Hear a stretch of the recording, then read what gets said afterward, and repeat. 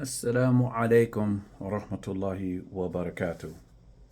I hope everyone is doing well. Hope everyone's family is doing well.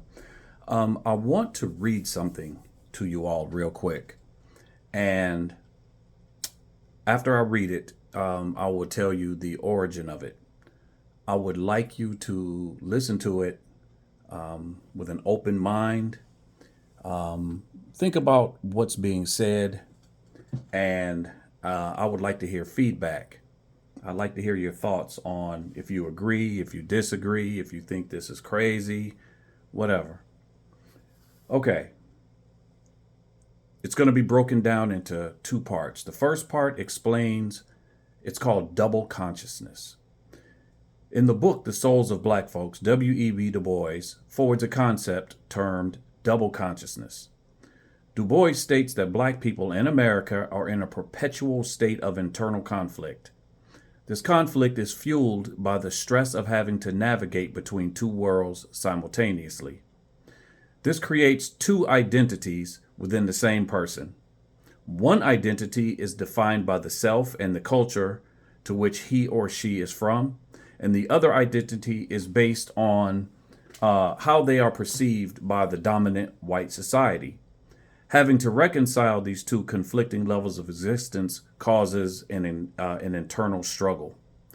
The issue is maintaining one's own identity while conforming to the societal expectations set by a society that oppresses and discriminates against you based on the color of your skin.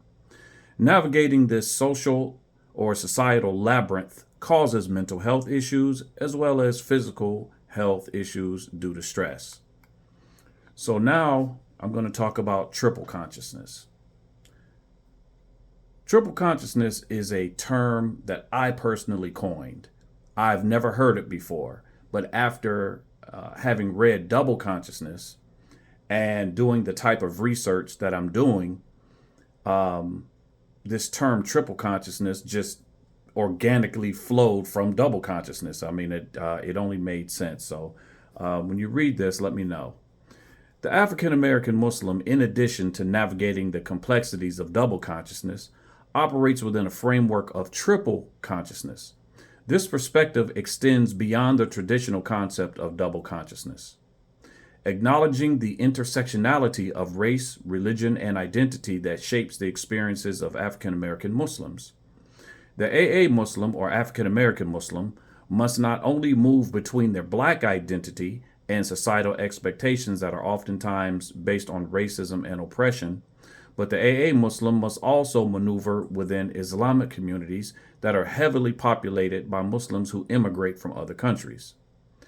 These Muslim countries bring their cultures with them and infuse them into Islam, oftentimes blurring the lines between pure Islam and culture. The AA Muslim or African American Muslim population, as a collective, do not have a cultural connection to a landmass that extends past the shores of America, therefore frequently adopting various immigrant Muslim cultures. The African American Muslim is continuously caught in cultural crosswind of foreign Muslims' culture, never quite anchored in a culture that is representative, organic, and indigenous to them. The lack of the indigenous anchored culture that is defined and controlled by the African American community is the catalyst for a plethora of negative outcomes. When a people do not self-define, they are normally defined by the dominant culture. This oftentimes leads to economic exploitation and discrimination in all its various forms. Cultural identity defines and provides the group social efficacy and behavioral parameters that are necessary for survival. And Allah tells us in the Quran, in Surah 49, Ayat 13, O humanity, indeed we created you from a male and a female, and made you into peoples and tribes, so that you may get to know one another. Surely the most noble of you in the sight of Allah is the most righteous among you. Allah is truly all-knowing, all-aware. So then the question arises, what if you don't know yourself? What are the repercussions of that? How do you fulfill this ayat and give benefit to the world if you aren't self-defined? The answer is you can't. Identity is paramount, and the law revealed this ayat to show us the importance of knowing self. As previously mentioned, if a group isn't self-defined, but defined by exogenous entities, then these aspects of their existence can be controlled. This control determines the trajectory of the most important areas of success: economics and education. Education and economics develop, the African American has been taught and has digested the idea of inferiority. In addition to that, outside entities can decide the resource allocation to the group. When the group has been taught they are mentally inferior and less resources are dedicated to the group. That leads to falling behind with the rest of the society. This falling behind manifests in different ways. An example is, without the proper education, a person can't get those higher paying jobs. This is a way of ensuring relegation to low income areas to live. In regards to the African American Muslim community, economic, educational deficiency is manifested in our ability to maintain a healthy, successful, and Islamically sound masajid. Systemic oppression stifles communities from growth and progress. That is an excerpt from the dissertation that I'm writing. The focus of the dissertation is the systemic and institutional impact on higher educational outcomes of African American Muslims. My scholarship is dedicated to African American Muslims, although it can be cross applied to different demographics, different groups, once it's all finished. Because I'm going to touch on identity. I'm going to touch on the development of identity. I'm going to touch on how systemic and institutional oppression affects groups, basically from the top to the bottom. So I just wanted to give you all just a small glimpse of a part of my writing, and for you to give me feedback on what you think. Do you agree? Do you disagree?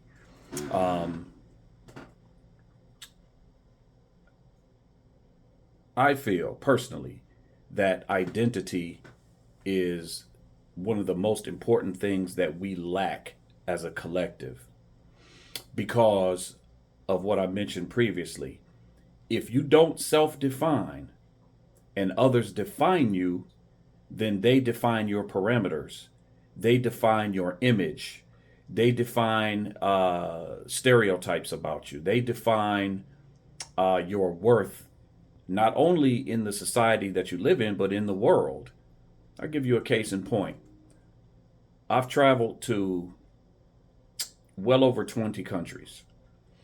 And in several countries, I've been asked the stereotypical questions. Can I play basketball? Can I rap? Have I ever been to prison? I've been asked these basic stereotypical questions in countries that really don't have a lot of access to African Americans. Where do they get the idea that we play basketball, rap, and we go to prison? Because that is the image that we don't control, that's pumped and pushed throughout the diaspora, throughout the world.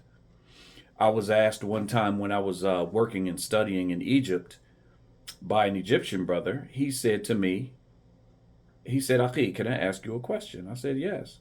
He said, can you tell me about the N words in America? The Niggers in America. Now, my initial reaction was to put my hand in his mouth. But then I had to stop and I had to think, where did he even get this from? Where did he get that term from? So I had to have a civil conversation with him. And I asked him, Akhi, where did you get this from? And he said, well, that's what I've heard in your music, and that's what you guys call yourself, right?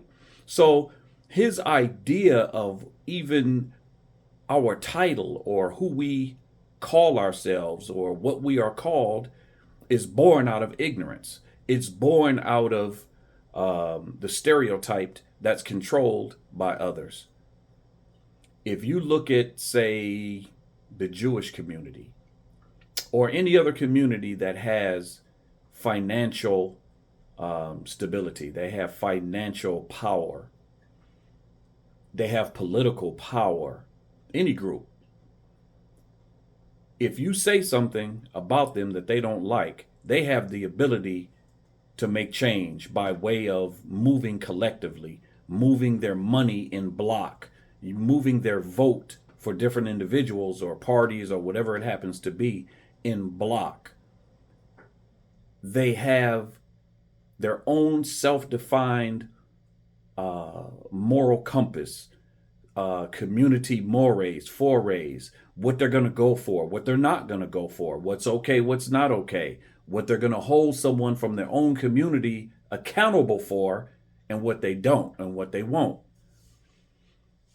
One of the things that we have in our community, and most of us know it, especially if you, are in the black community, is that no snitching nonsense. No snitching. That's something that we do. Someone can commit a heinous crime, but we won't talk to the police. We won't talk to the authorities to get this person out of our community.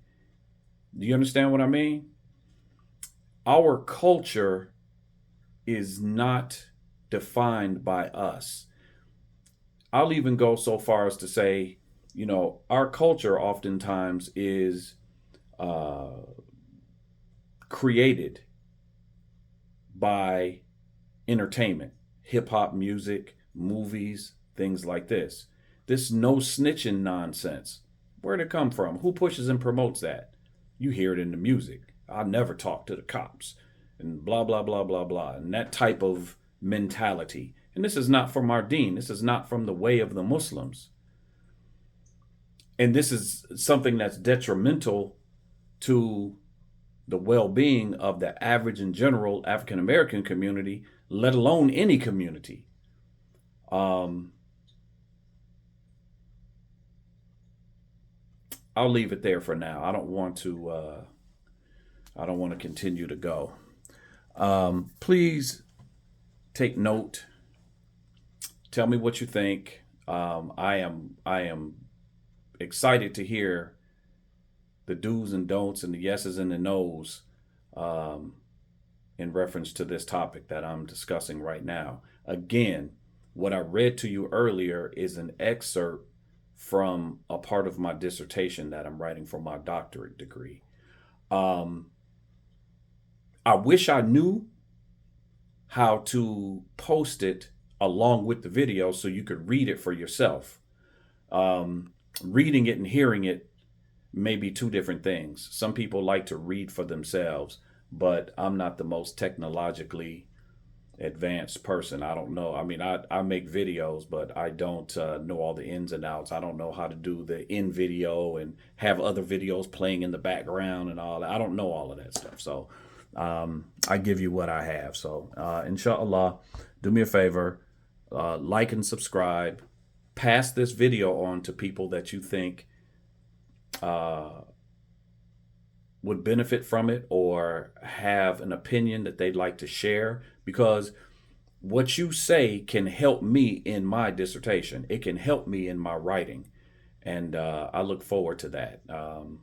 Because sometimes you hit an academic or intellectual dry spell where you're like, oh man, I can't think of, whatever else to say. So getting out there and talking to the people, especially the people who may be a part of or touched by the topic that's being discussed, to hear their input, can give food for thought and, can be ammunition to load up and use in making the arguments that are going to be made in this dissertation. So I appreciate everybody. Like, subscribe. I also have a YouTube channel and I have an Instagram channel. I think my YouTube channel is connected to this, to my profile. I'm not sure. Again, I'm not the most technologically advanced person, so connecting and linking all this stuff together is not really my thing.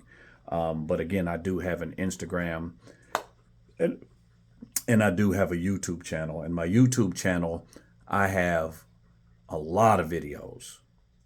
I have just recently began posting on TikTok, so I'm relatively new to TikTok. If you go and look, I only have a few videos up.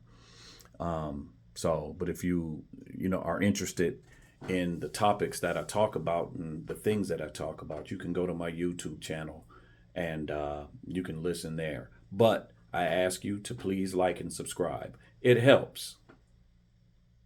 Of course, I'm told it helps. So we'll see exactly what it helps. But I like to know that what I say and what I write has value to people, and that people are interested in it, and that people, maybe it sparks discussions. Maybe it gets people to talking about topics that may be sensitive, or topics that may be hard to talk about, or maybe I bring a position that maybe a person had never thought about, or vice versa. That's why I do or am open to feedback, and I enjoy the feedback, and I try to respond as well. If you notice on some of my posts, on my other video, the one that I posted about the foreign Muslims, I forget the title of it now, the foreign Muslims that placed all their eggs in one basket, in reference to the voting situation, Harris and Trump and all that. I made a video for that one, and I tried to respond. That one got almost 30,000 views. So obviously I can't respond to everybody, but I really try to respond to people, especially when I read comments that have something to them. So inshallah, I appreciate everybody. Like and subscribe and all that other stuff that they say at the ends of videos. I wish everyone well. Assalamu alaikum wa rahmatullahi wa barakatuh.